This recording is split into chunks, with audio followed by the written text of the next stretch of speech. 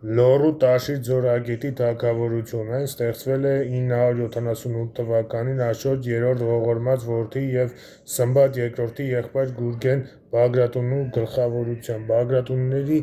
մի նոր կրտսեր թագավորություն է հիմնվում Տաշիր ձորագետում, որը հայտնի է նաև Լոռու և Կյուրիկյան անվանումներով։ Այս կրտսեր թագավորությունը իր հզորության գագաթնակետին հասավ Դավիթ անհողինի օրոք 989-1048 թվականներին, որը ընդարձակեց թագավորության տարածքները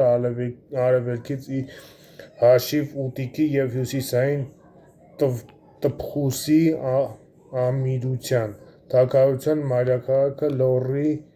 Լոռե բերդաքաղաքն էր։ Անի և Կարսի թագավորությունների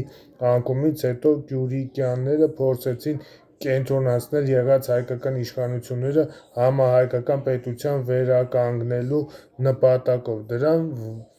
ուղղված քայլեր էին 1081 թվականի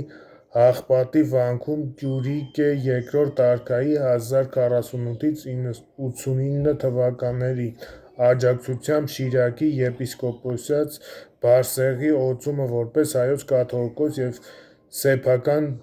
դրամահատումը։ Նշենք, որ Բագրատունյան դարաշրջանում միայն այս թագավորությունն է հատել սեփական դրամ։ Կյուրիկե II և Կյուրիկո մեծ իշխան Ռուբեն I-ի դրամները պատմության մեջ առաջին